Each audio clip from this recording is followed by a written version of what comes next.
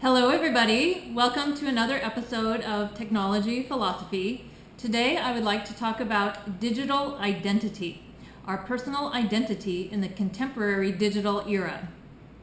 We know that identity multiplicity is a feature of the current media environment, where we present ourselves differently in different online communities and social networks, just as we do at work, with family and friends, and other contexts in the physical world. One implication is that there are numerous new forms of anxiety due to the physical limits of participation in online worlds, and also emotional stress.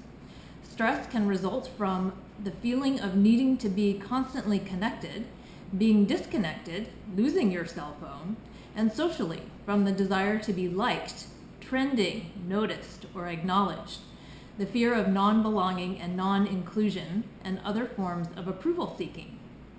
Social networking properties like Instagram, Snapchat, Facebook, and Twitter inform you of the activities of others in real time, such that there is not just FOMO, fear of missing out, but also POMO, proof of missing out. In some sense, the keeping up with the Joneses mentality has been transmogrified in the contemporary media environment.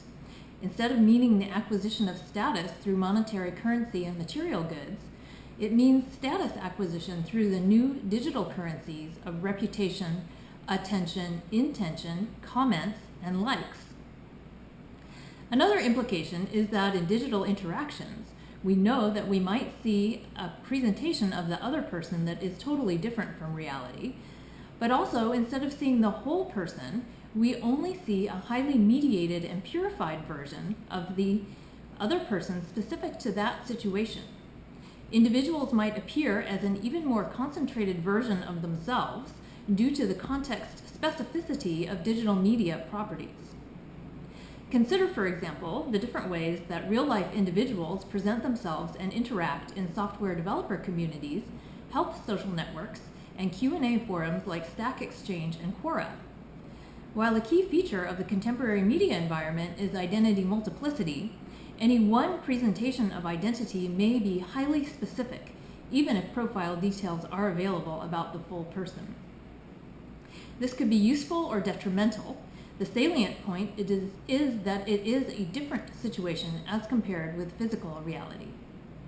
On one hand, interactions are possibly more efficient and less judgmental in these concentrated context-specific situations. On the other hand, not as much identity information is conveyed as in the physical world, and we are still developing the right kinds of trust-building models appropriate to digital reality. Another interesting implication of digital identity is the possibility that the connected world of computing, especially through our wearables, mobile tech, Internet of Things sensors, and smart homes, is creating a fourth-person perspective. The fourth-person perspective, unlike first, second, and third-person perspectives, provides an objective, data-rich view of the self constantly in real time, possibly coupled with deep learning cloud-based algorithms crunching in the background and producing usable, personalized recommendations. The fourth-person perspective is new because an objective external means of seeing ourselves has not been previously possible. There could be considerable benefits to personal identity from such objective metrics. For example, all manner of physical and mental performance optimization, preventive medicine health tracking, memory facilitation, life logging, and digital mind file capture and upload. Another important development, the technological construct of identity, is discussed by Bitcoin thought leader Andreas Antonopoulos.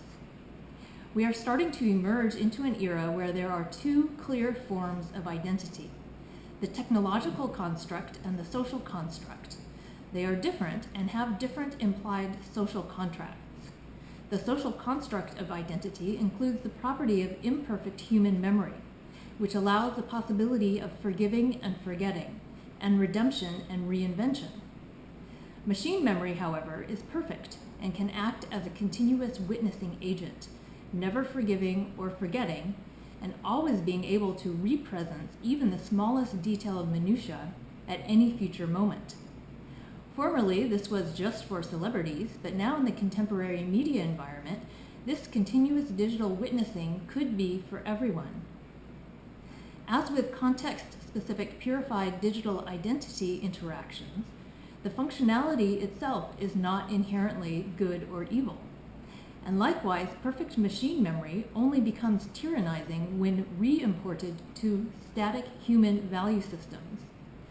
Societal value systems, however, need not be restrictive and could be reconfigured per the technological construct of identity for a more expansive acknowledgement and acceptance of universal human nature, Deleuze's desiring production in action.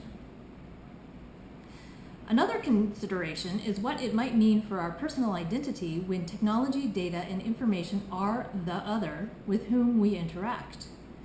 The connected world of computing is the venue for much of contemporary endeavor, for both humans and machines. As one philosopher of information, Luciano Floridi at Oxford, points out, non-human entities are now the primary other party in the majority of interactions. Technology is the other with whom humans are interacting the most. The theme of the technology other has often been explored in film, with the increasing trend of humans and technology being portrayed in full partnership. For example, in Big Hero 6, Her, and Robot and Frank. The technology other is no longer conceived narrowly as Amazon and Netflix recommendations, but instead may be a fully embodied agent. An example of this is robotic personal assistants for home and work, like Robot-Base's Personal Robot, MIT's Jibo, and Amazon's Echo. A sense of embodiment may also be perceived with object-person voice assistants like Apple Siri, Google Now, and Microsoft Cortana. The technology other is also seen in that the best worker for many contemporary jobs is a human and a machine in collaboration, as Tyler Cowen points out in Average is Over, and also Nicholas Carr in The Glass Cage. The most complicated issue of digital identity could be integrating technology as a full other in our lives. Thank you.